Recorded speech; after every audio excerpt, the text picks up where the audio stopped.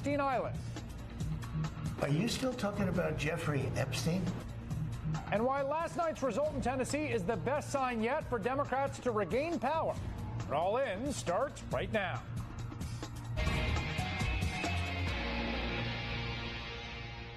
Good evening from New York. I'm Chris Hayes. We have a president who is, of course, the oldest man ever to be sworn into office in this country's long history. And it's showing.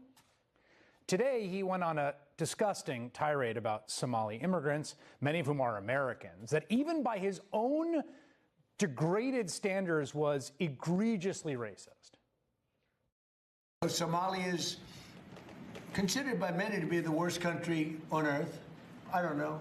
I haven't been there. I won't be there anytime soon, I hope.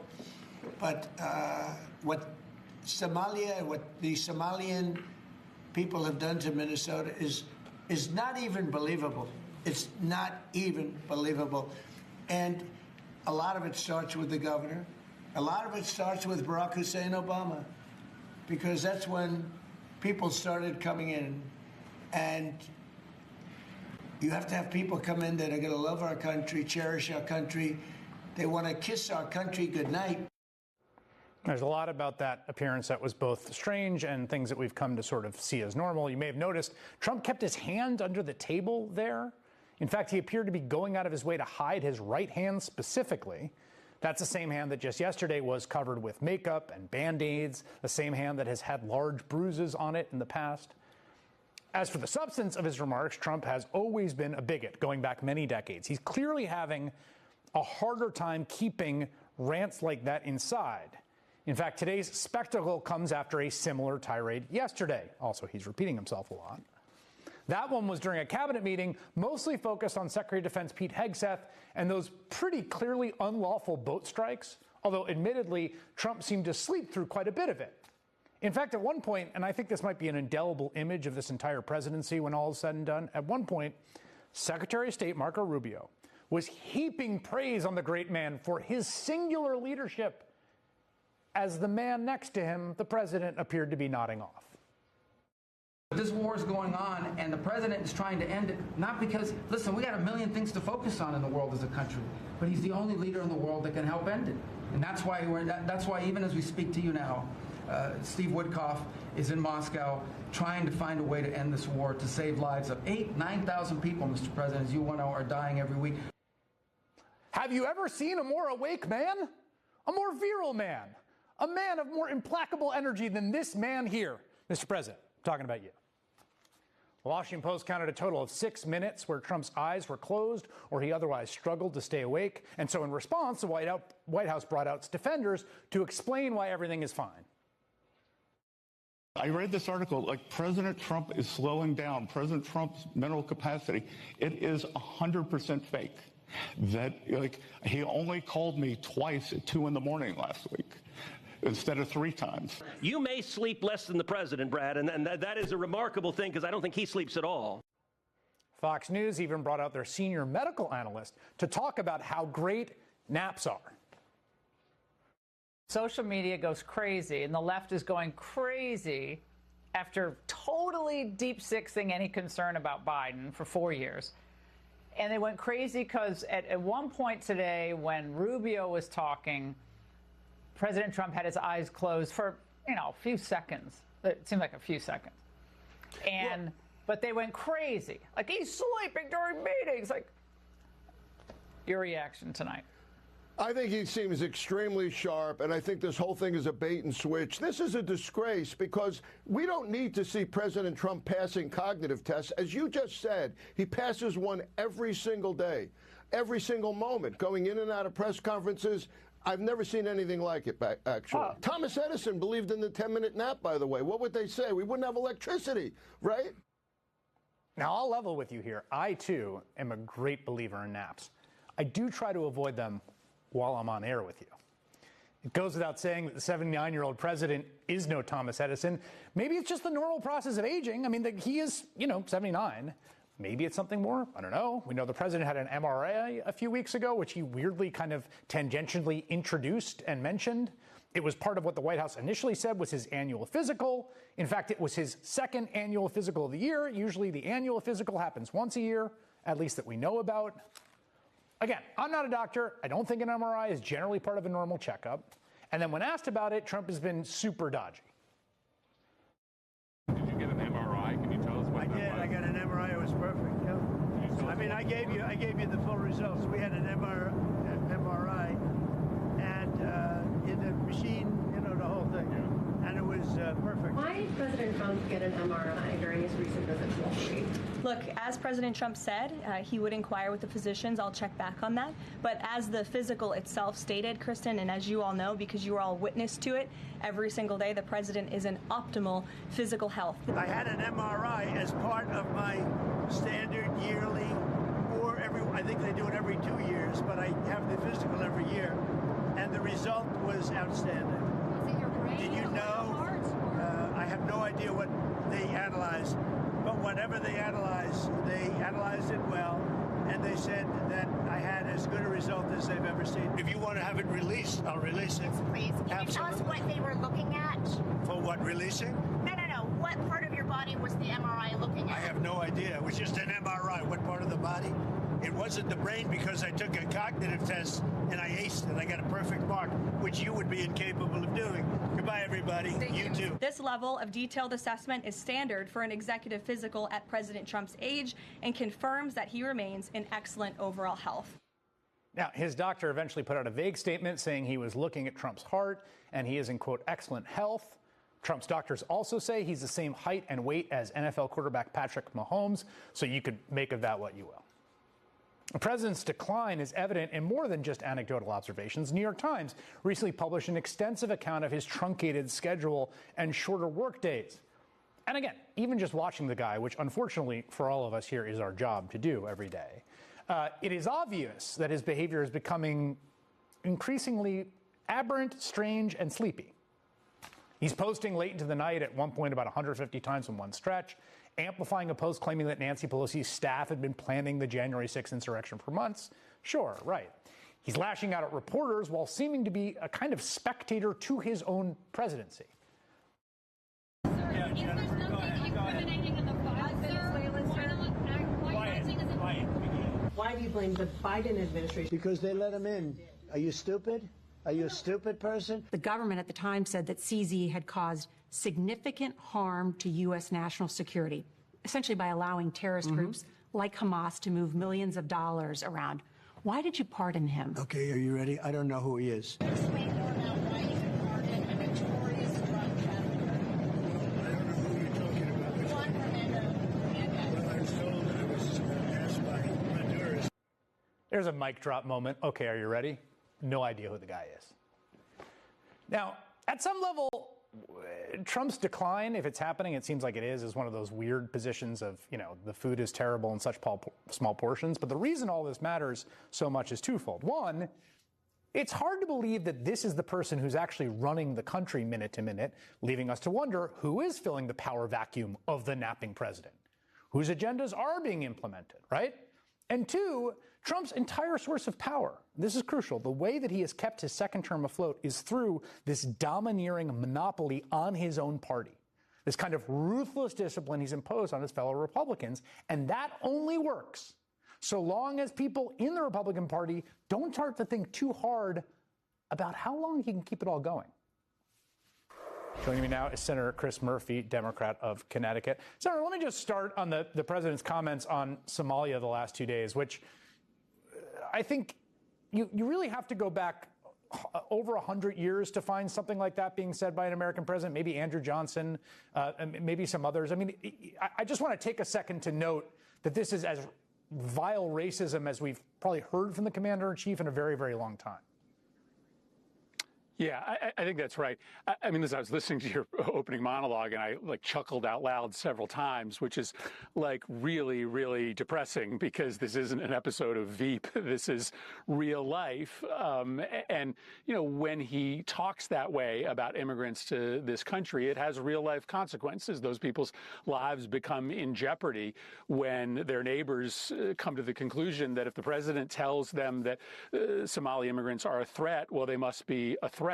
The president, seems to have a really narrow focus these days. He's focused on getting rich. He's focused on racial purification of the country, and he's focused on this ballroom. That seems to be what he works on every single day. None of that has to do with protecting the country or lowering costs. And I guess that's sort of natural. Every one of us have seen, one of our elderly grandparents or neighbors, as they get older, be able to only focus on a couple things. They repeat the same thing over and over. When you go over and talk to them on their front porch, they lose the ability to understand the subtleties of life. And that seems to be what's happening to the president of the United States. And we are all ultimately suffering. The security of the country is suffering. And as costs go up on Americans, as these healthcare premiums rise, families are suffering too.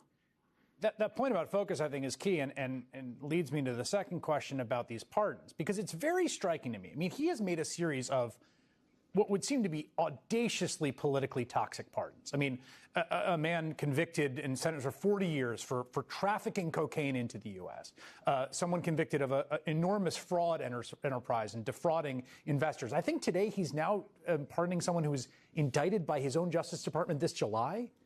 And when he's asked about it, he says, I don't know who they are. What are we supposed to make of that?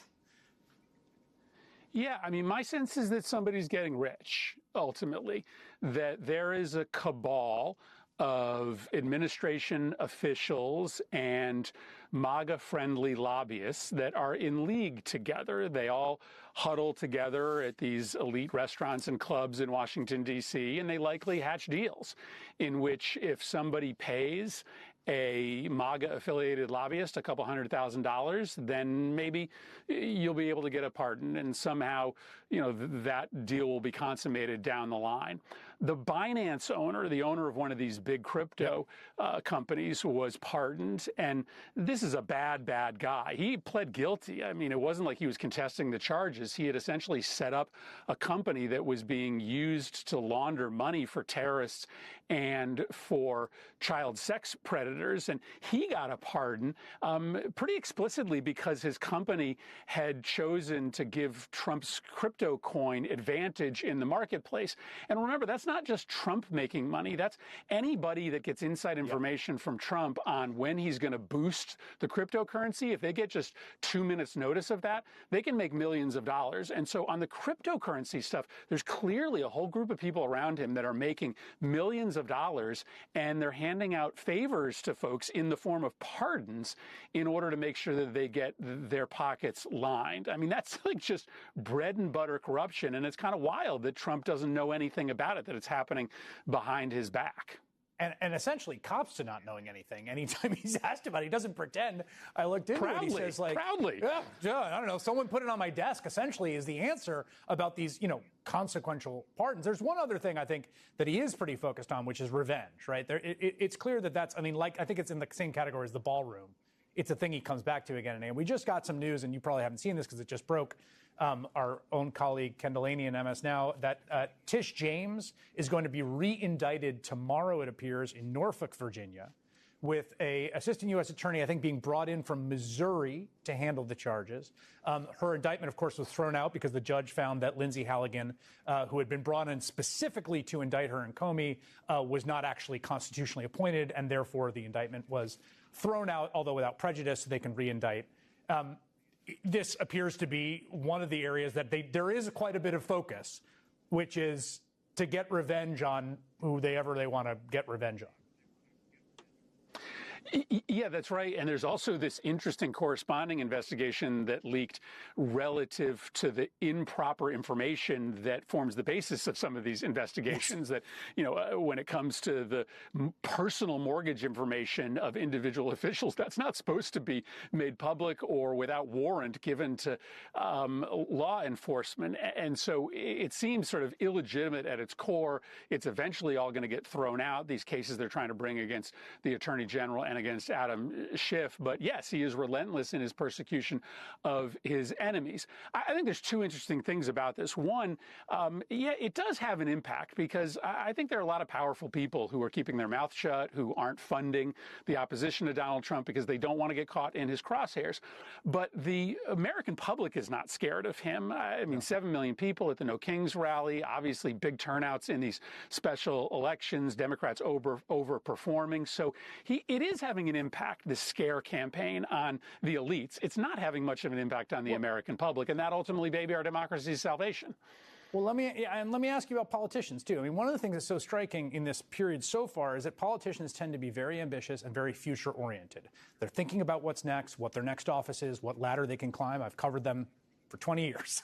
And yet no one seems to think in the Republican Party that, like, there's going to be a day after Donald Trump. The things are going to happen. Like, that's just a fact of life. Sooner, later, who knows? And he's term limited out. And I do wonder how much the degree to which people consider that question changes the behavior of Republicans in the here and now. And whether you think of that as you think about talking to fellow senators who maybe you have a good relationship with and want to work on some bill, or, you know, think they have some decent core that you could actually do normal legislating with.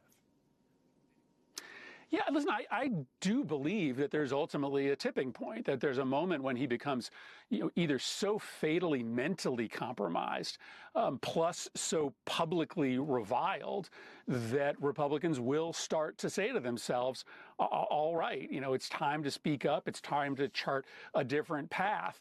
That clearly has not happened yet. I mean, he has a vice grip lock on this party right now, and in part because of what we started this segment by talking about, that he has turned the entirety of the White House into an enrichment machine for anybody that has access to it, and that's intoxicating for a lot of the Republican establishment. If you stay close to this guy, for the time being, your political star can rise, but you also can get rich, and that, I think, is probably you know, sometimes underplayed in terms of how he keeps his loyalty structure intact.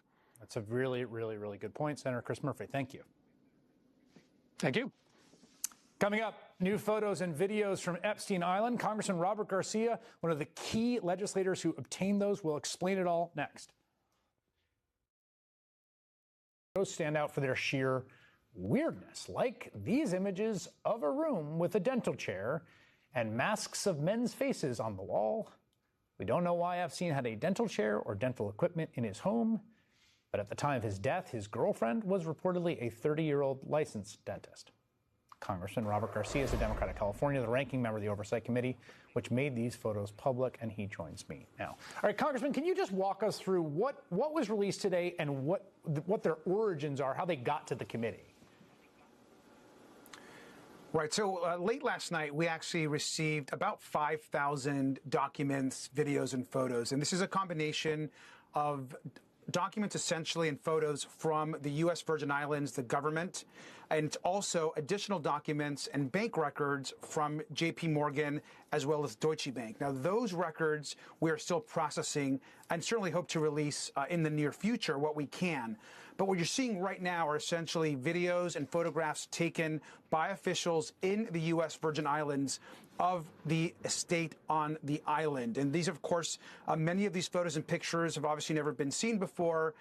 We have redacted essentially names and information that we think obviously connect survivors.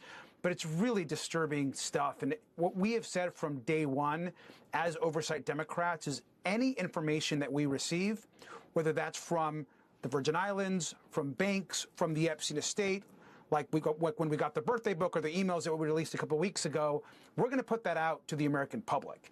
We know that the DOJ is not interested in transparency or the truth. They are leading a cover-up. So whenever we get information that can broaden the picture of who Jeffrey Epstein was and his horrific crimes against children and women, we're going to put that forward, and that's what we did today. You mentioned the financial records, which I think a lot of people have interest in, and Ron Wyden has been talking about a bit, and I think maybe had seen some versions of them. So obviously that's more sensitive material. I imagine there's some vetting there, but your anticipation is that that will be publicly released and searchable as well? That's our plan. I mean, right now, we just received the materials last night, and it's pretty complex information. Obviously, we know, and we've heard this directly from the survivors, to follow the money. There was an enormous amount of money that was essentially being transferred from individuals to Jeffrey Epstein, to his criminal enterprise, to Ghislaine Maxwell. And there are reports that some of this money could have been connected to other foreign governments. And so where that money went, who was involved, what shell companies were being set up, the money laundering that was happening, which we know was actually part of the case that prosecutors brought to then U.S. Attorney Alex Acosta, who of course becomes a cabinet secretary for Donald Trump later on. There was a lot there, and we know that the information could actually lead us to the powerful men that raped and abused women. And so for us, that information is critical. I'll also note, Chris, that the information we got from the banks is just some of the documents. We expect to get a lot more information from Deutsche Bank and from JP Morgan in the future, and hope to get more information from 20 additional banks that we've requested information from. There's an item in the Washington Post today about the senators who were writing to Pam Bondi as we approach basically the halfway mark on the 30-day ticking time clock on the release, asking Bondi to brief them by Friday on any new evidence, information, or procedural hurdles that could interfere with the department's ability to meet the deadline, which requires the administration to release the files by December 19th. You just said you believe they're engaged in a cutter-up. Are you confident they're going to produce what they're legally required to produce in the 30-day window? I'm not. And I'm not confident in it because they've had months to do so. We have a subpoena on the same exact documents through the Oversight Committee that we put in place months ago, of which they've released almost nothing but information that was already available to the public.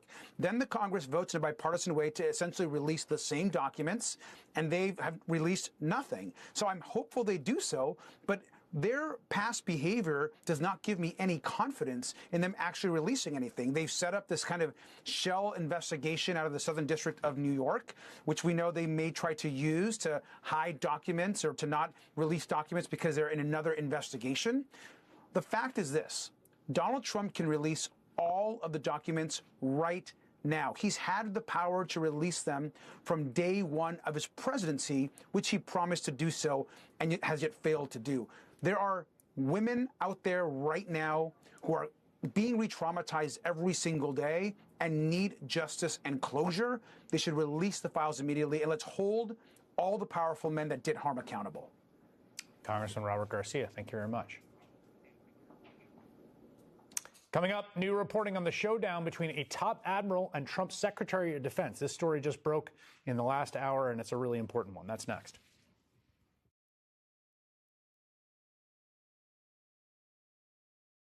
September, the one in which a second, potentially unlawful U.S. strike reportedly blew apart 2 survivors in the water.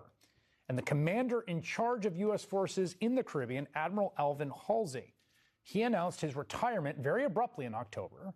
Tonight, the Wall Street Journal has new reporting about why. Quote, according to 2 Pentagon officials, Secretary of Defense Pete Hegseth asked Halsey to step down, a de facto ouster that was the culmination of months of discord between Hegseth and the officer. It began days after President Trump's inauguration in January and intensified months later when Halsey had initial concerns about the legality of lethal strikes on alleged drug boats in the Caribbean, according to former officials aware of the discussions. Former officials also telling the Journal Halsey was concerned about the legality of those boat strikes and about being left out of the loop on some of those tactical decisions. Multiple Democrats on the Hill are now calling for Hegseth's firing or resignation, and members of both parties on the House and Senate Armed Services Committee are demanding answers and opening investigations. Senator Tim Kaine, Democrat of Virginia, is one of those Armed Service Committee members, and he joins me now. Senator, as we were covering the story last night, we were talking about Admiral Halsey and what a key figure he seems in all this. I know he's still in that position at Southern Command. He's about to leave it. How important do you think it is that your committee hear directly from Admiral Halsey?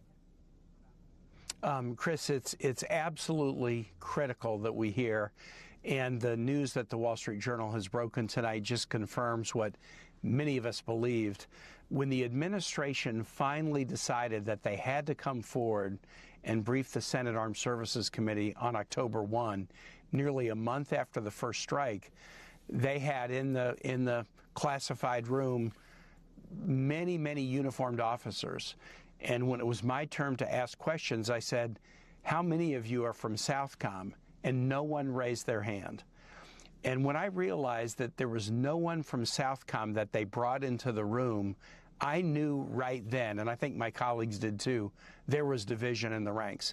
They were cutting out Southcom because Admiral Halsey, as we now learned, was pushing back against these unlawful strikes, and subsequent reporting about the Southcom legal advisor saying they were unlawful, and the UK stopping intelligence sharing because they were worried it's unlawful. This now, with the Wall Street Journal reporting, makes clear the strikes are dividing the Pentagon, they're dividing the United States from our allies, and now Congress is starting to do what Congress needs to do and assert control over an executive that's just going rogue on an operation that's not legally authorized. I want to stress and clarify something you just said, which is when we say these strikes, we mean the totality of the strikes. Not, there's the 1 second strike in the instance of this first strike, which appeared, according to the reporting we have, to target survivors of that, which would, if true, if those are the facts, be very clearly a violation of the laws of war, almost a kind of iconic example of that. But what you're talking about is, and what appears to be the case from Halsey's reservations, are all of the strikes. And I believe you've introduced a war powers resolution to basically say, look, you cannot have an undeclared war effectuated by the commander-in-chief that turns civilians into, targets without some legal authorization. Do you think that you could actually get a vote in the Senate on that? Well, I know I'm going to get a vote, Chris. We refiled today, 4 of us, including Republican Senator Rand Paul, a war powers resolution to say no war in Venezuela without congressional authorization. My colleague Adam Schiff has led on the no boat strikes in international waters without congressional authorization. As you know, we did these, a month or 2 back. We were able to get Republican votes, but not enough to pass them in the Senate. But the escalating, evidence of atrocities, illegalities, concerns, division, I think will start to push more votes our way on this. I want to play you what the president said when asked if he'd be willing to release the full video of that first strike, which, of course, a truncated portion of was put on social media shortly thereafter with a big unclassified, a kind of, aerial view of the strike itself. He was asked today if he'd be willing to release all of it. He said yes. Take a listen to how he phrased it. You released video of that first boat strike on September 2nd, but not the second video. Will you release video of that strike so that the American people can see for themselves what happened? What they have, but whatever they have, we'd certainly release, no problem. We stopped every boat we knock out. We saved 25,000 American lives. I don't know where that statistic comes from and certainly can't vouch for its accuracy, but do you agree that those videos should be released? Absolutely, and it's not 2 videos. There were 4 strikes on this first boat. And Chris, if I can, just dig into this first strike, the reporting is there were 11 people on board. Drug boats traditionally don't have many people on board because you reduce the weight of the humans so you can put more drugs on board. A boat with 11 people on board, there's huge questions about were there any drugs on that boat? I've seen no reporting suggesting that any drugs were recovered. On 2 of the strikes, there have been some drugs recovered, not on this one. So I think there's huge questions about was this boat trafficking drugs at all? And if there were 4 strikes to go back and destroy the boat and kill people who had survived in clear violation of DOD rules of war and international rules of war.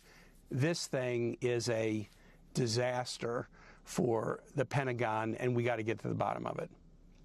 A final question today about Pete Hegseth, because that Inspector General report is being prepared, about to be released, finding that his use of Signal to, famously in the early parts of this administration, we included journalist Jeffrey Goldberg on a signal chain about an imminent strike with details that appear to be obviously classified. The Pentagon Inspector General says that he risked potential compromise of information that could harm military personnel and missions. He refused an interview request per 2 sources. He would not turn over his phone for the Inspector General's investigation, according to the source who read the report. Do you think we should see that report, and what do you think should be done about it? Well, I think you're going to see the unclassified version of the report tomorrow. I think the Inspector General is going to release it. I have reviewed it, but in a skiff. I'm not going to talk about it at length here, but the public will see the main pieces of it. But I'll tell you, Chris, the thing about it that should strike everybody, this was an Inspector General report that was done pursuant to a direction of the Senate Armed Services Committee, bipartisan, Chairman Roger Wicker and Ranking Member Jack Reed.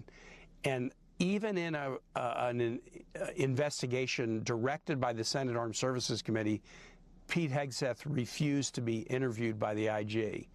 That's insubordination as far as I can see it, and that I don't think will be viewed well by members of the Senate.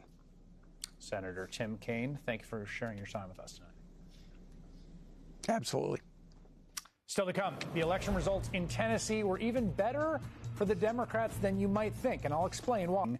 Not by Joe Biden, but by the Donald Trump Department of Justice in July, 5 months ago. Then earlier today, he pardoned Democratic Congressman Henry Cuellar of Texas, who had been indicted for bribery and conspiracy and was about to face trial for that. Yesterday, Trump pardoned former Honduran President Juan Orlando Hernandez, who is serving a 45-year prison sentence in West Virginia for conspiring to import tons of cocaine into this country. The day before that, on Monday, he commuted the sentence of former investment manager David Gentile, who was just days into a 7-year prison sentence for defrauding investors. One after another, all part of a pattern. In less than a year, Trump has pardoned money launderers, drug dealers, scam artists. This week on my podcast, Why Is This Happening?, I spoke with David Sirota, co-author of The Master Plan, the hidden plot to legalize corruption in America, about what Trump's doing and how it's the culmination of a decade-long effort to make corruption legal. You can check it out wherever you get your podcasts. That's all in on this Wednesday night. The Briefing with Jen Psaki starts right now. Good evening, Jen. Chris, it's almost like he thinks if he pardons everybody who is convicted of corruption, that corruption won't be a crime? Exactly. Is that the thinking? Yes, or it's like some weird form of class solidarity. Like, I really do think he sees other people who are like scammers, fraudsters, former presidents of a country, like a Honduran president, is like, that could be me. That could have been me. He's like, I see myself in you, corrupt person in jail. Exactly. So I'm going to let you out, and just remember that on the back end or something. Yes. Well, I'll look forward to listening to that. That's quite a story. Thanks, Chris. Have a great night. I'll see you tomorrow. You too. Okay, a lot to cover tonight. Let me just start with this. The worst Secretary of Defense in history, and I think that's unquestionable, is having the worst week of his career. And that, my friends, is saying something. I mean, do you remember how back in March, Pete Hegseth somehow accidentally added a journalist to a group chat on Signal about upcoming military strikes in Yemen? And I mean, not just any journalist. The editor of The Atlantic, who has covered national security issues forever. Well, tomorrow, the Pentagon Inspector General report on that incident, on Signalgate, will be released to the public. But today, sources familiar with the findings of that report told MS Now that not only was Hegseth's sending of war plans over a commercial texting app a breach of Pentagon protocol, of course it was, it also posed a risk to the safety of the U.S. personnel involved in the strikes. And that, which is a big deal, is not even the worst thing we are learning about Pete Hegseth this week. Because over the past 24 hours, there have been new developments in Hegseth's Venezuelan boat strike scandal.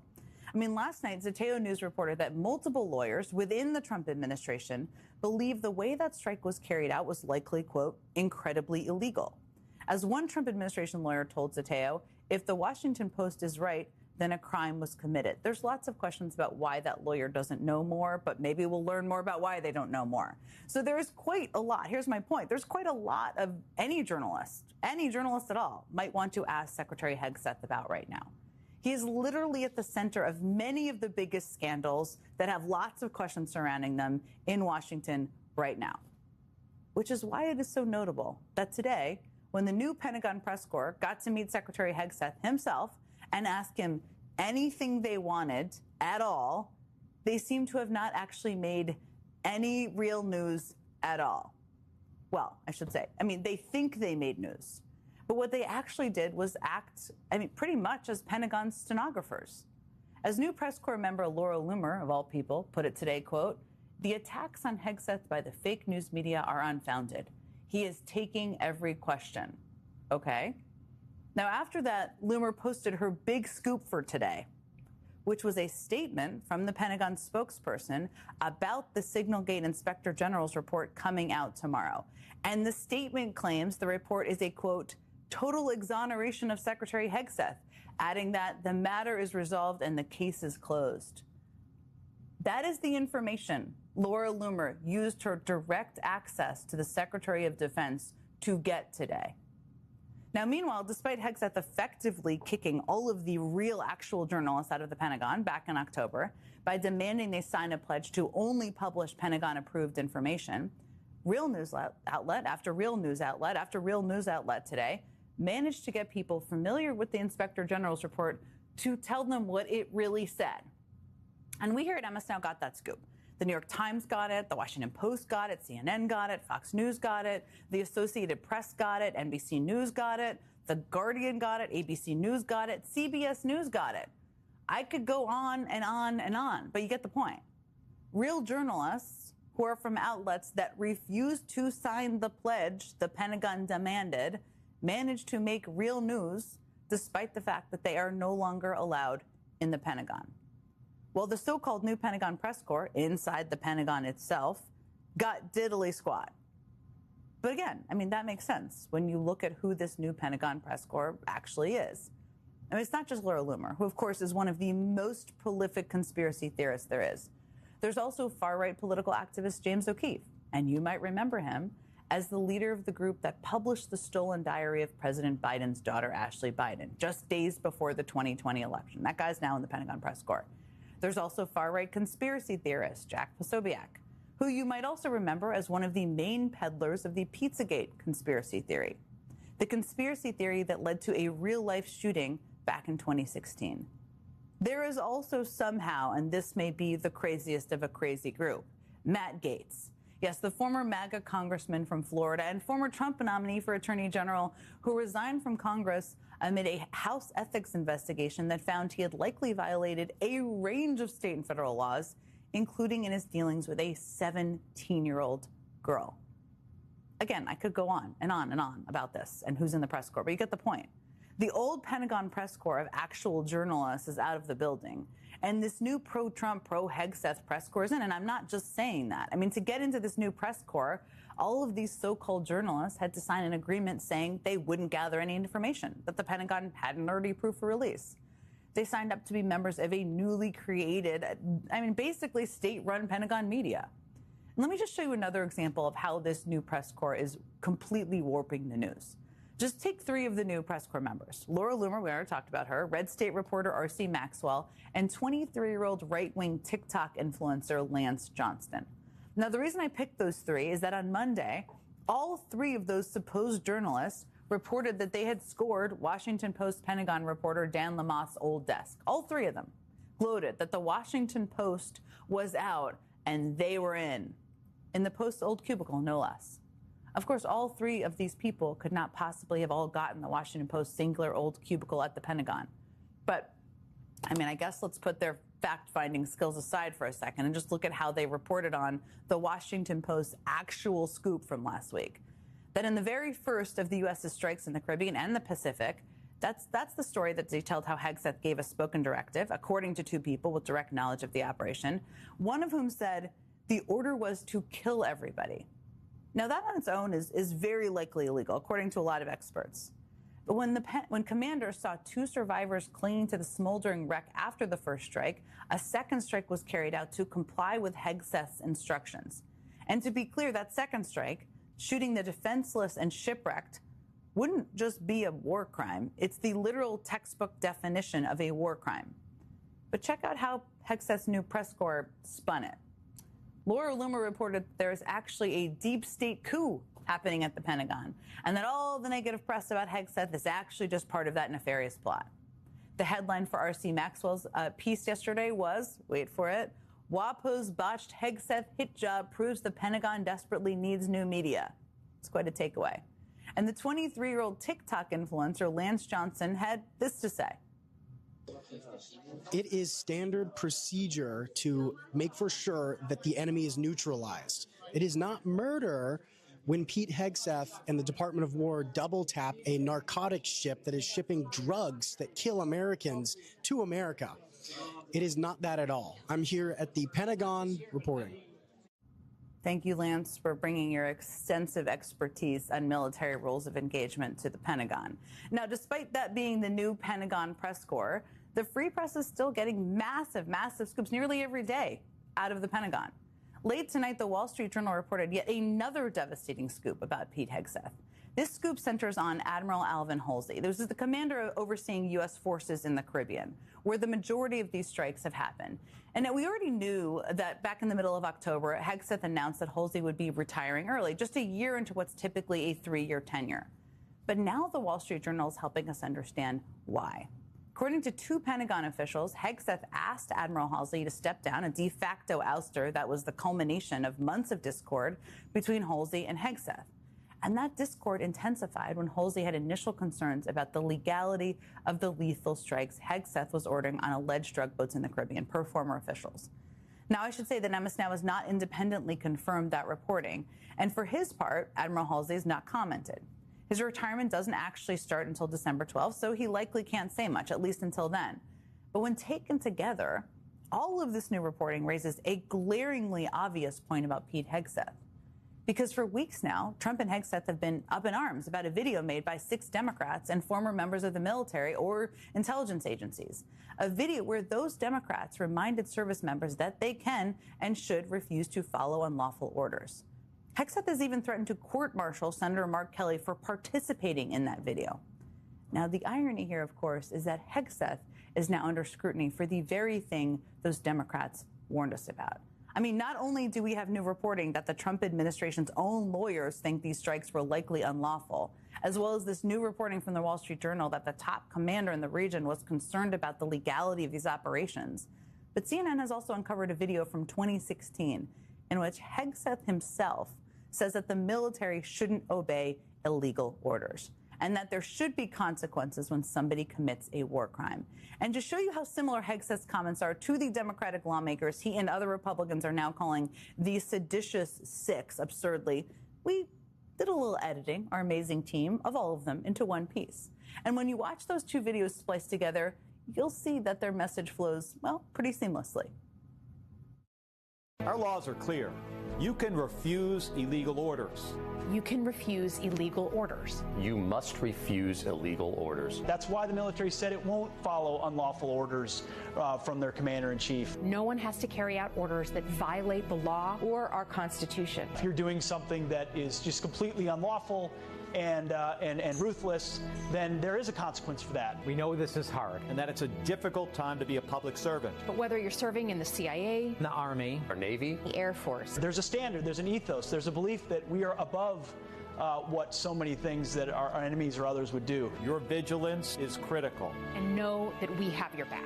Because now, more than ever, there have to be consequences for abject war crimes. The American people need you. We need you to stand up for our laws, our Constitution, and who we are as Americans.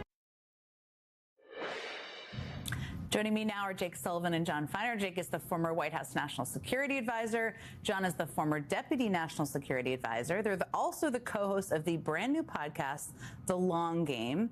And there's literally no one I'd rather talk to on a night like this. Also, their podcast is exactly the way they talk about all of the issues that you really want to know how people who are national security experts talk about. So it's a good listen. All right, it's great to see you both. I have about 1 million questions for you guys, but I'm just going to start with these boat strikes because they're on the minds of so many people out there. There are, of course, a lot of holes in this story the administration is telling right now. We're learning a lot thanks to the excellent reporting of a lot of journalists out there. But Jake, let me just start with you because I'm sure you've been consuming all of it. What sticks out to you the most about the story? Well, there are really 2 elements that stick out to me. One is the apparent lawlessness of taking strikes against people who are essentially in extremis, who present no threat. And we'll get to the bottom of exactly what happened, but that element of it is why you actually have not just Democrats, but Republicans on the Hill extremely concerned and not just lining up behind the administration's talking points. But the second piece to me is that this is really a story about civil-military relations, about the uniformed personnel feeling uncomfortable, feeling like they are being pressured in various ways, and frankly feeling like they're being thrown under the bus. And that's going to have, I think, a larger negative impact on the ability of the United States military to respond effectively in crises if there is this kind of tension between the civilians and the military over at the Pentagon. To that point, and I mean, as you all know and our viewers know well, I mean, people have been serving for decades in the military who are currently being asked to do things that many of them are more than uncomfortable with. I mentioned this a little bit earlier in the show, but there was new reporting from the Wall Street Journal tonight about Admiral Halsey, who is an example of, I think, what you're talking about there, Jake. He oversees U.S. forces in the Caribbean. We already knew he was retiring back in October, which was kind of strange enough because he'd only been there for less than a year. But according to this new reporting, now we know that Hegseth basically pushed him out of the job. So, John, let me pose this one to you. What do you make of that? I mean, especially in the light of everything we've learned this week about these strikes and everything Jake just said, too.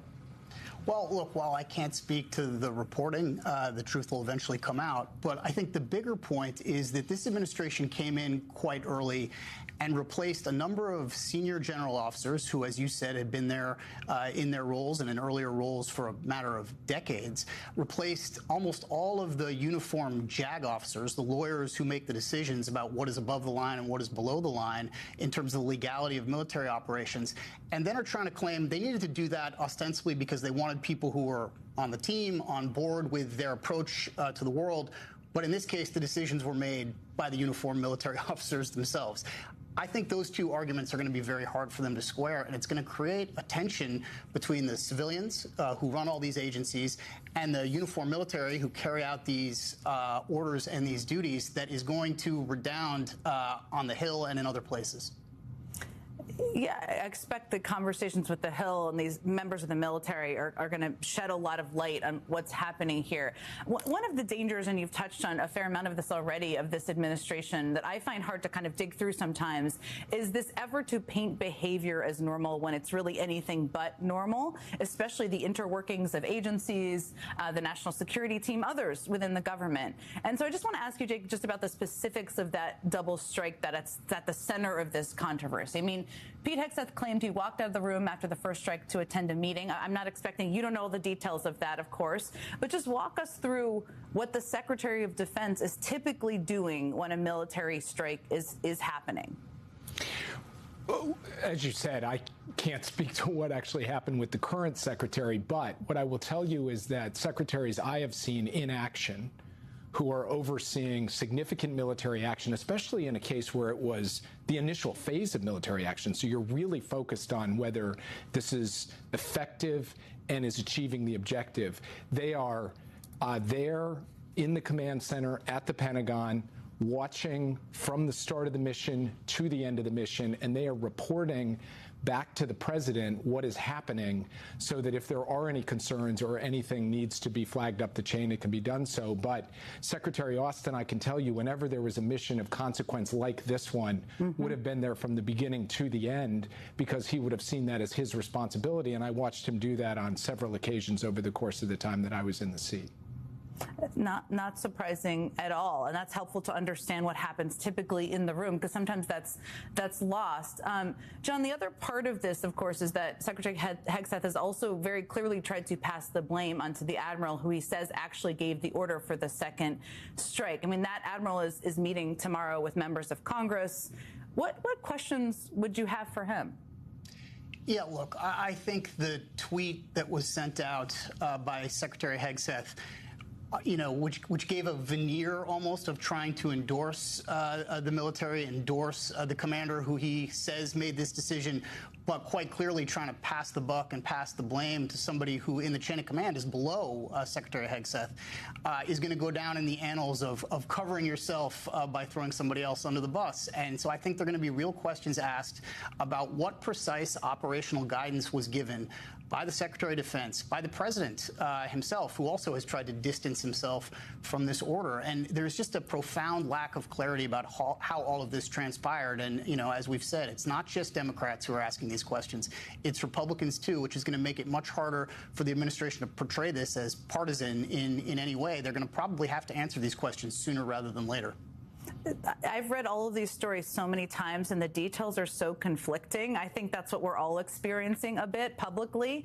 Let me ask you, Jake, just take us back in sort of the Situation Room or just the observation of a military strike like the ones we've seen. I mean, you've both worked for multiple presidents. President Trump, as Feiner just referenced, claims he didn't know about the second strike.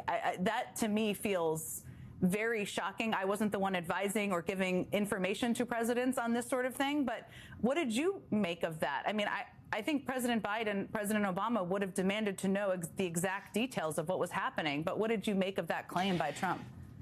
Look, the typical way that an operation like this would unfold from the perspective of the White House is obviously the operators are responsible. So the Pentagon would be running the operation, but they would have an open line, secure line, either by video or by voice to the White House. And we would be monitoring it from there. And we would be getting reports beginning, middle, and end of the operation, and then brief that to the president so that we could say to the president, this operation is complete, here is what happened, the operation was a success or the operation didn't fully achieve its objectives, but to give a comprehensive report when all was said and done. So what is surprising a bit is that somehow the most senior leaders didn't see it all the way through and then didn't get it all the way briefed up to the president. But of course, all this will come out in the wash. What I can tell you is how this normally works, and I'm not just saying this was true in the last administration, but President Obama, I'm sure President Bush and Republican predecessors as well, is you see the operation through to the end and then give a full accounting to the president of exactly what happened. I mean, I was in the Oval Office plenty of times where President Biden was looking for you for updates on different operations at a variety of time where he was asking for them himself. John, let me ask you, let's return to the Signalgate report because it will be officially released tomorrow, of course, but there's been a ton of reporting out there that the IG report concludes that Hegseth put troops in danger. I think we knew a lot of the reporting from earlier this year, but we're talking about the military here and how the military is dealing with this moment. What's your reaction to that, those findings from the report? Well, look, I haven't seen the report. Obviously, we'll read it very carefully when and if an unclassified version is made public. But you know the impressions I have of that entire period are when you're talking about the use of military force, most serious, most sensitive decision that a president can make. That decision, that deliberation, the substance of that conversation should only take place in spaces that are secure for that conversation, whether that's the Situation Room, the Oval Office, as you just mentioned. Sure, people use Signal or other messaging apps to coordinate about logistics of when a meeting might take place, but to conduct the entire substance of a meeting, as it seems was the case in this instance, over a non-secure messaging app is not something I've ever seen, and not surprising to me that this has captured the interest of an inspector general and others. It's another place where I expect there's going to be tons more reporting. Jake, if either you or John or anyone who worked for you accidentally texted warplanes to a reporter, I mean, what would have happened? Man, when I saw that they had added a reporter to the Signal chain, my first thought was, we always in our lives worry about sending an email to the wrong recipient. Yeah. The one thing I never worried about was the idea that we'd be conducting principals committee meetings by Signal. We wouldn't do that. And I never once saw a cabinet secretary text attack plans of this kind of sensitivity. So it was quite striking to me. And, obviously it made a huge splash for a good reason, because people saw how just out of the norm this kind of activity was. And that's what it seems like the Inspector General is ultimately finding here. But as John said, we'll see what the report has to say. You even had to leave your Apple Watch, everything outside of the Situation Room, any meeting you ever attended. So it's just shocking. Every reminder of this. Jake Sullivan, John Feiner. For more of these conversations and all their insights, you just have to listen to their podcast. Thank you both so much for joining me. I really appreciate it. Thanks, you. Jen. House Democrats just got their hands on never-before-seen footage of Epstein Island, and they just got their hands on new bank records. Congressman Jamie Raskin is standing by it. I have a lot of questions. I'm sure you do, too. We'll be right back.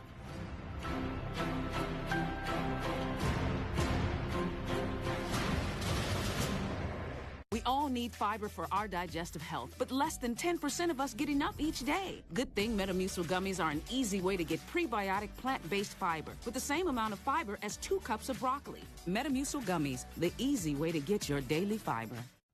Right now, across the U.S., people are trying to ban books from public schools and public libraries. Yes, libraries. We all have a First Amendment right to read and learn different viewpoints.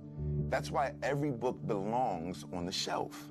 Yet book banning in the U.S. is worse than I've ever seen. It's people in power who want to control everything. Well, I say no to censorship. And I say yes to freedom of speech and expression. If you do too, please join us in supporting the American Civil Liberties Union today. For over 100 years, the ACLU has fought for your rights and mine, including the right to read all manner of books. So please, call or go online to myaclu.org. For just $19 a month, only 63 cents a day, you can become a guardian of liberty and help protect all the rights promised to us by the U.S. Constitution.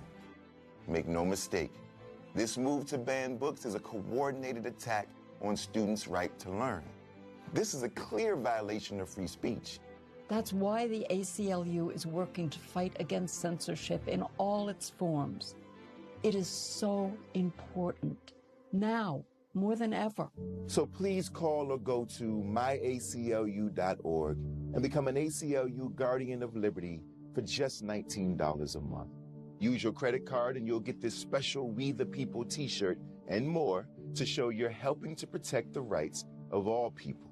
The ACLU is in all 50 states, D.C. and Puerto Rico, defending our First Amendment right of free speech and all of your constitutional rights. Because we the people means all of us.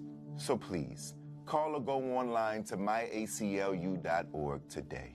With Robinhood, trade and invest all in one place. Take advantage of an expert-managed portfolio. Trade crypto and equities. Plus, experience intuitive options trading. Your ambition just met its match. Your sisters are running early. Early? This headache. We've got an hour. Try Painquill. The max strength liquid pain reliever that starts working fast. Painquill, the aches, pain, strains, head pounding, back aching, fights pain fast medicine. Total Beats, America's best-selling Beats brand, is available at Walmart. Total Beats blood pressure support soft chews contain a key ingredient clinically shown to deliver 2 times better blood pressure support. Take control of your health. Head to Walmart and get Total Beats blood pressure support soft chews today. Hey, I'm Daniel, one of the founders of Ridge. My dad and I realized that most wallets are falling apart, stuffed to the max, and barely fit in your back pocket. So we set out to create something better. Ridge is built to last a lifetime and is the perfect balance of modern style and durability. Find yours at ridge.com. The burning, itching, and pain of moderate to severe plaque psoriasis shouldn't hold anyone back. Imagine being a million miles away. With Tremfya, clearer skin is possible across all skin tones. Some people even saw 100% clear skin. Serious allergic reactions and increased risk of infections and liver problems may occur. Before treatment, your doctor should check you for infections and TB. Tell your doctor if you have an infection, flu-like symptoms, or if you need a vaccine. Imagine being a million miles away. Ask your doctor about Tremfya.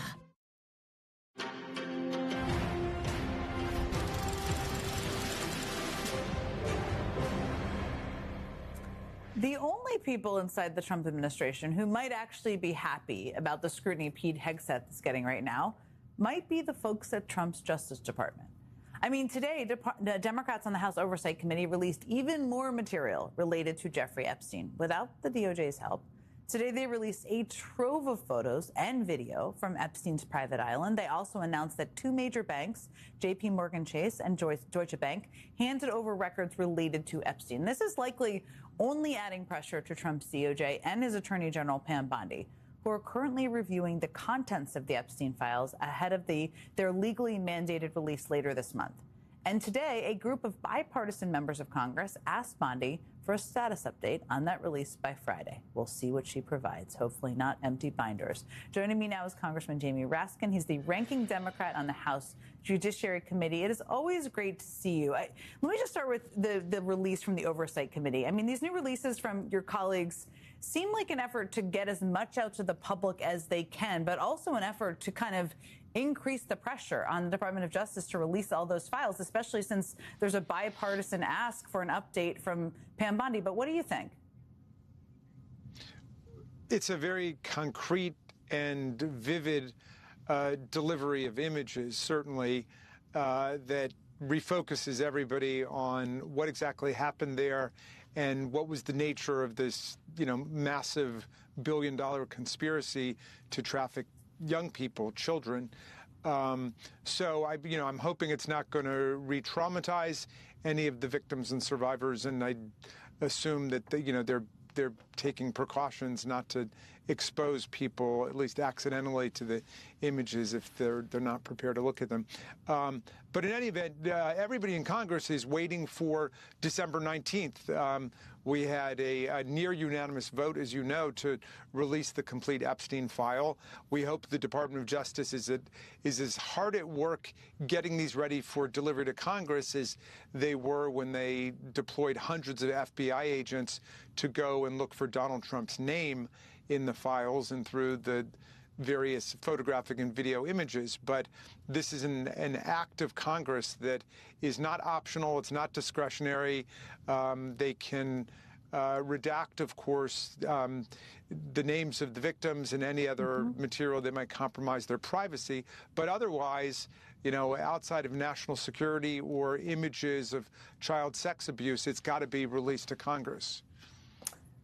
I want to ask you just also about some breaking news tonight, because I have you here, so I'm going to take advantage of that. MS now has learned that the DOJ is scheduled to try and re-indict New York Attorney General Letitia James tomorrow. This is, of course, this comes after the original Tish James case and the James Comey case got thrown out on the grounds that Lindsay Halligan was not lawfully appointed. But it seems like, it seems like they're just going to bring a new case out of a different office in Virginia. But what do you make of all this? What's your reaction to that news? Well, it's not the rule of law. It's a vendetta. The initial indictments were thrown out because Lindsay Halligan was not lawfully appointed, so she was not acting with any legitimacy as U.S. attorney.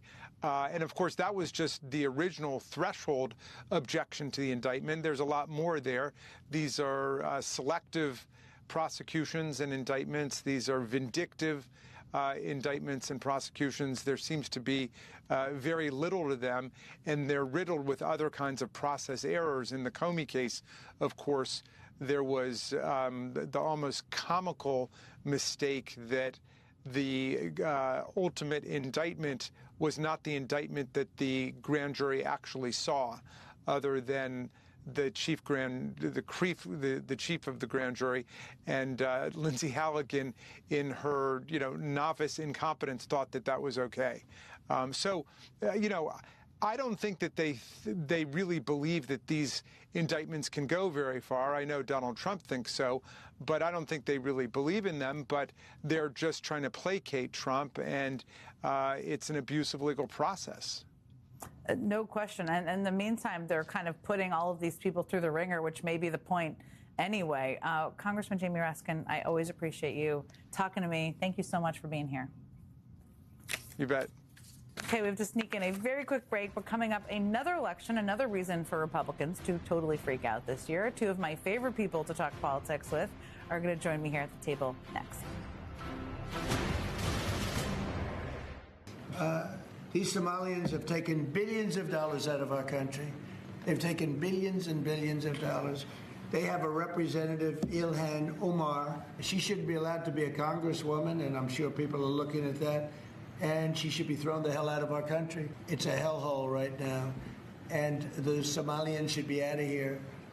They've destroyed our country. And all they do is complain, complain, complain. Somalia is considered by many to be the worst country on earth. I don't know. I haven't been there. I won't be there anytime soon, I hope. But what the Somalian people have done to Minnesota is not even believable. I mean, it's completely gross. It's racist. It's very weird at moments. And it also seems pretty clear that Trump's fixation with Somali immigrants is more about focusing attention elsewhere. At least that's part of it. I mean, on anything but his tanking approval ratings, maybe, or the job market getting worse as the cost of living continues to skyrocket, or Democrats doing better and better at the polls. And so to shift attention away from all of that, he picks a target, and he loves to do these targets. In this case, an entire group of people. And wouldn't you know, immediately after Trump attacked Somali immigrants in Minnesota, ICE was dispatched to the Twin Cities to conduct deportation roundups. But you know what else happened? And this is an encouraging piece of this. The people of Minnesota quickly organized and pushed back. This morning, dozens of people, led by local unions, rallied in freezing temperatures near the Minneapolis-St. Paul airport in support of Somali immigrants who live and work in their community, and shouted slogans like, "When immigrant rights are under attack, we stand up." Joining me now is Minnesota Congresswoman Ilhan Omar. I heard you say this morning that his attacks on you are creepy, which I think is just a perfect description. I talked about it a little bit as a distraction. It's obviously racist, but why do you think he's doing it? I mean, and I honestly mean it. It is a creepy obsession. You know, he talks about watching me all the time, which is actually very frightening to have that level of attention from somebody who should be focused on doing the business of the American people and not just creepily watching what one member of Congress is doing. But I think you were correct in saying this is a deflection. This is a way to distract us from the failures that he's having in his administration. You have a president where, you know, he promised to take care of affordability. Nothing has changed for the American people. He's only made it hard with tariffs. Border states like Minnesota are seeing farmers struggle because of the tariffs, businesses being dismantled because of the tariffs. You see him giving Argentina $40 billion while soybean farmers in Minnesota don't get that kind of bailout and are struggling to sell their goods. You see us investigating him right now and his Secretary of Defense for possible war crimes that they might have committed in the killings in the Caribbean. And then obviously, they have been the pedophile protection party when it comes to fighting hard to not release the Epstein Files and fight for justice for these incredibly heroic survivors. He knows he doesn't want to answer these questions about all of these failures that he's having. So what does he do? He finds a very small community in Minnesota and then, you know, threatens and targets them. But what we do know about Minnesotans is that we are resilient. What we do know about Minnesotans is that we watch out for one another.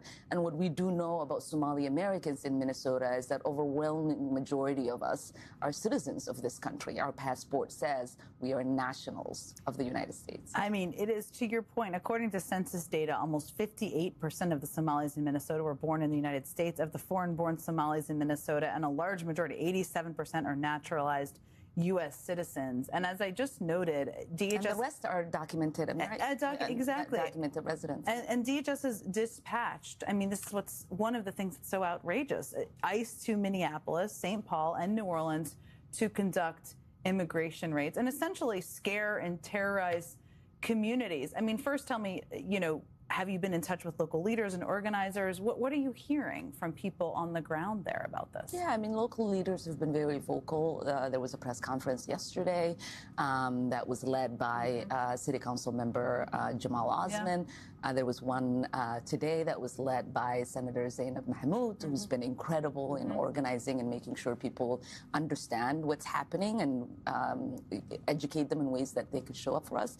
But we're also seeing the huge mobilization of our neighbors who are saying, not on my watch. When you come for them, you're also coming for us.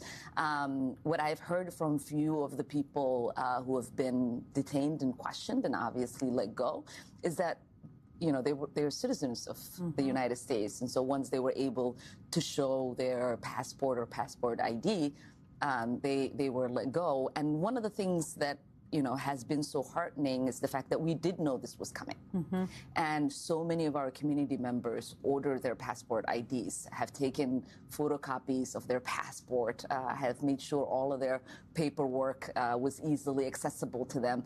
Because when he said he was going after undocumented immigrants, we knew that that's not where he was going to stop, that he was eventually going to come for those of us who are legal in this country, those of us who are citizens, and eventually was going to be the sort of targeted, race-based, ethnic-based roundup that he wanted to do. One of the many things that is just disgusting about this trend of what Trump does over and over again, and J.D. Vance does along with him, is painting an entire community. We saw it with Haitian Americans in Ohio a year ago, now Somali Americans who are living in your community and around the country, in a way, in a light that is completely disgusting and unfair and inaccurate. What would you want people to know about the Somali community? I mean, they are vile in trying to find ways to dehumanize people so that it does become easy for them to be targeted. What I want people to know about Somali Americans is that in Minnesota especially, Minnesota is the state we chose. Most of us were settled elsewhere in the United States when we first came. I started out in Arlington, Virginia. My family chose to move to Minnesota to have our lives there, to have our children there for me and my siblings. And we love our neighbors. We love being Minnesotans. We love being Americans. And lastly, I mean, Minnesota is the kind of place that doesn't just welcome refugees, it sends one to Congress. And so they are incredible people who are very generous with their time and resources in making sure that you are a welcomed neighbor. Ilhan Omar, it was wonderful to see you. Thank you for being here and, of course, representing such a broad swath of people in Minnesota. Thank you again. Okay, we have to sneak in a very quick break, but Lawrence has an exclusive interview with Senate Minority Leader Chuck Schumer coming up. Don't go anywhere. We'll be right back. Take advantage of the Epstein Files and the Hegseth story are something that leaves you wondering, is Donald Trump grateful for the Hegseth story to distract attention from the Epstein Files? I bet. I also bet Kash Patel is very grateful right now. Lots of gratitude within the administration, I suspect. Yeah, Robert Kennedy, all the worst clowns of the administration, the attention's on someone else this week. Exactly. Yeah. Thanks, Jen. Thanks, Lawrence. Well, Donald Trump will continue to talk about waging a Vladimir Putin-style invasion of Venezuela every day that Donald Trump's old friend, the sex trafficker and rapist Jeffrey Epstein, continues to make life difficult for Donald Trump. And the dead Jeffrey Epstein shows no sign of loosening his grip on Donald Trump. And so today, when haunting photographs of an Epstein crime scene were made public, and Jeffrey Epstein's convicted co-conspirator in sex trafficking, Ghislaine Maxwell, another old friend of Donald Trump's, told a judge through her lawyer that she intends to file a long-shot appeal with that judge. Even after the United States Supreme Court denied her appeal, Donald Trump talked once again about waging a war against a country that has never posed a threat to the security of the United States in any way and never will. Here is Donald Trump saying things today that would have gotten any other president removed from office through the 25th Amendment because of failing mental health. I think you're going to find that there's a very receptive ear to doing exactly what they're doing, taking out those boats. And very soon we're going to start doing it on land, too. because we know every route, we know every house, we know where they manufacture this crap, we know where they put it all together, and I think you're going to see it very soon on land also. He knows nothing. And that's not going to happen. There will be no invasion of Venezuela. But Donald Trump knows he has to heighten the insanity of his warmongering every day that his old friend Jeffrey Epstein makes news, as Jeffrey Epstein did once again today with the release of photographs of his private island 2 miles off the shore of St. Thomas in the U.S. Virgin Islands. The photographs, in and of themselves, don't reveal anything significant yet or anything that we can easily interpret yet.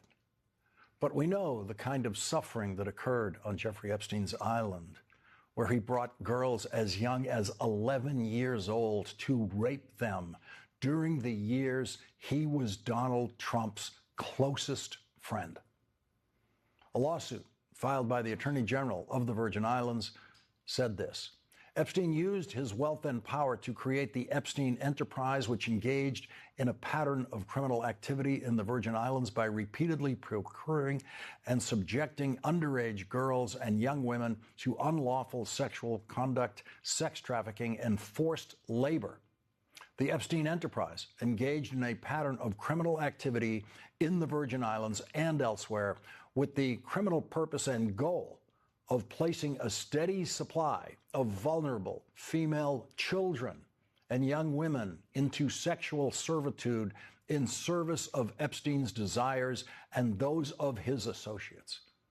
The Epstein enterprise maintained and made available young women and underage girls for the purpose of engaging them in forced labor and sexual activities, and use coercion and deception to procure, abuse, and harbor its victims. A 15-year-old victim was forced into sexual acts with Epstein and others, and then attempted to escape by swimming off the island. Epstein and others organized a search party that located her and kept her captive by, among other things, confiscating her passport. So we can add kidnapping to the crimes of Jeffrey Epstein, Donald Trump's closest friend, those crimes supported by the convicted sex trafficker, Ghislaine Maxwell, who Donald Trump has publicly considered pardoning. The Attorney General of the Virgin Islands wrote, quote, another victim who was first engaged to provide massages to Epstein was then forced to perform sexual acts in the Virgin Islands. When she attempted to escape the private island, Epstein and a search party found her, returned her to his house, and suggested physical restraint or harm if she failed to cooperate.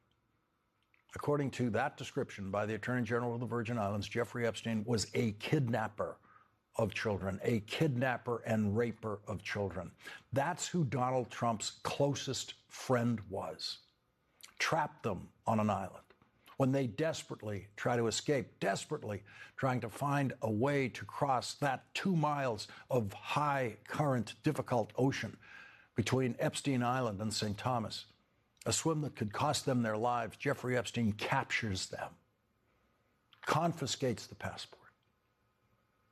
And Donald Trump and his Attorney General have spent the year telling people there is nothing to see in the Epstein files, nothing. There is no reason to release the Justice Department and the FBI's investigative file on Jeffrey Epstein and his criminal co-conspirator, Ghislaine Maxwell.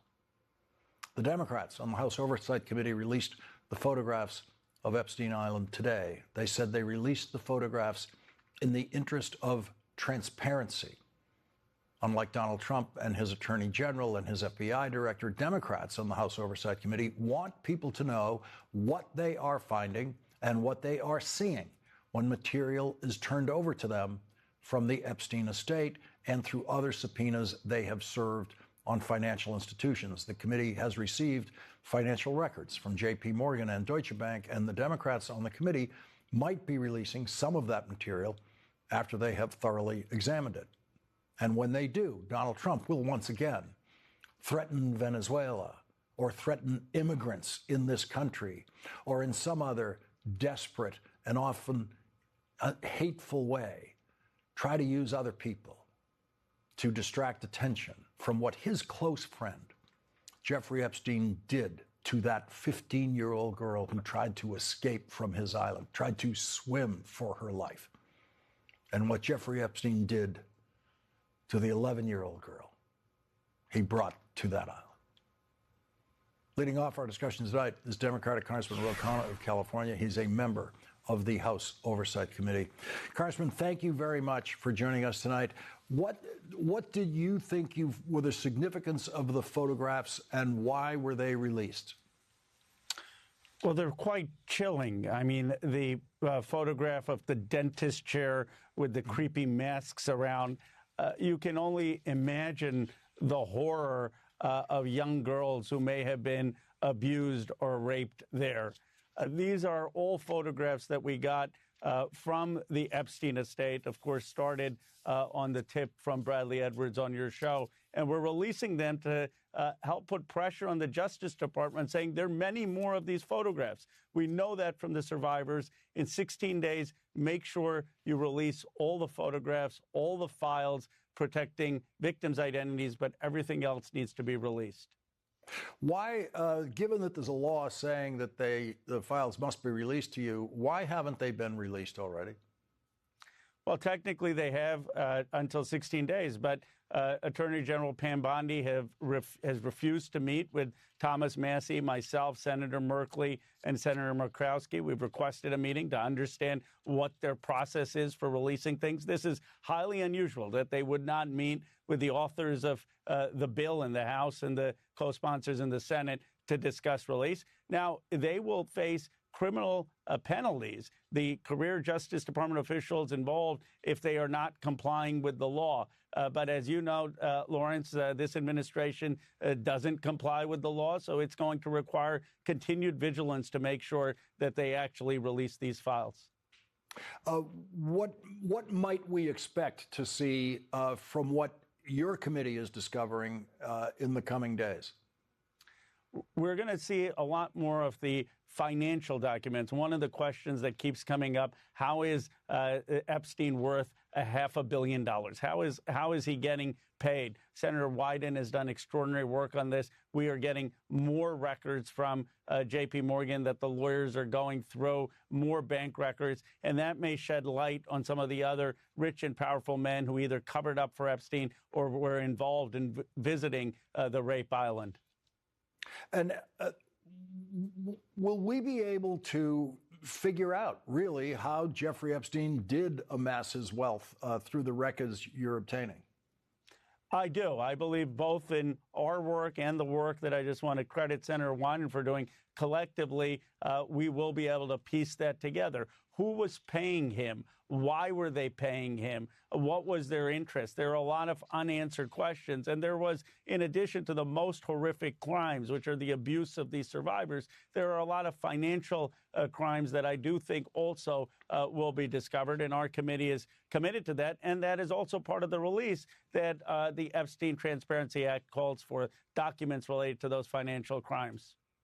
So as you go through the information that you're collecting at the committee, there must be a sense beyond the borders of a document that you might be looking at any given moment, what a federal criminal investigation with their special investigative powers could have obtained to fill out and expand the information you might be seeing on one piece of paper. Do you feel yourself in the presence of indicators like that about what is likely to be in the Epstein files in the federal investigative file? Well, what we do know is that there are a lot more pictures of the Epstein estate. There are pictures of other people who visited the island. We know this from the survivors. We know this from some of the things that we're getting from the Epstein estate. We know that there are a lot of witness interview memorandum of other men who either trafficked in women or visited that island that need to be released. And on the finances, there is just a slew of documents that were flagged as suspicious by the government that we are working on getting from the Treasury Department. So what do you have any sense of what the Attorney General might try to hold back when the deadline comes, given what she's under an order to hand over? Look, just from her past behavior, she is probably going to try to protect anything that can implicate Donald Trump in any way, put him in a bad light, or people close to Donald Trump. The problem she has is that there are a lot of independent sources of these documents. The fact that there is the Epstein estate releasing these documents. She has to be careful not to release something that would contradict what we're getting from the Epstein estate or that would expose that she selectively withheld documents. There are people from Biden's Justice Department who have seen these files. They're the lawyers of the survivors who have seen these files. But this is going to be a continued fight for public transparency with this Justice Department. I will be pleasantly surprised if they release all of it. My guess is we will get a substantive release. We will get some information, but this is going to be an ongoing struggle to get them to comply with the law that was passed. So one of the dimensions of the coverage of this issue for this program, the principal focus has been on what these crimes actually are and the harm actually done to the victims in this story who are now survivors and the lives they've had to try to put together as a result of all of this. But a sideline component of this has been, what will this be the wedge that breaks some Republicans away from Donald Trump? And when we first saw the miracle, the seeming political miracle that you were performing, teaming up with Thomas Massie and Marjorie Taylor Greene, it looked like there was a small splinter group, very small splinter group of Republicans, a handful, who were willing to break with Donald Trump over this one issue. By the time you got to a vote in the House of Representatives and in the Senate, it was unanimous, which I couldn't possibly have seen coming when you started this legislative crusade. What does that tell us about the possibilities of separating Republicans in the House and the Senate from Donald Trump on other issues? It was totally unpredictable. The biggest tell for me on Donald Trump's weakening hold on Republicans were the weekend before we had the vote, when Thomas Massie and I had almost 70 Republicans lined up to vote for our bill, which was ultimately a Democratic bill, in defiance of the president. So much so that the president had to flip and say, okay, I'll just sign the bill and get it through the Senate. He flipped his own position. He abandoned his own Speaker of the House. And now you see Republicans seeing that they can win standing up to Donald Trump. So you see more courage in them speaking out against these unconstitutional strikes in Venezuela. You see more Republicans speaking out against the tariffs, more Republicans saying that Donald Trump isn't focused on affordability. And you really see him exhibiting signs of being a lame duck for the first time. It is a true splinter. Carson Ro Khanna, thank you very much for starting off our coverage tonight. Thank you, Lawrence. Thank you. And coming up, Senate Republicans are now as eager, apparently, to investigate Pete Hegseth's reported order to kill everybody as Senate Democrats are. Will that cooperation produce a real investigation in the Senate? The Senate's Democratic leader, Chuck Schumer, joins us next.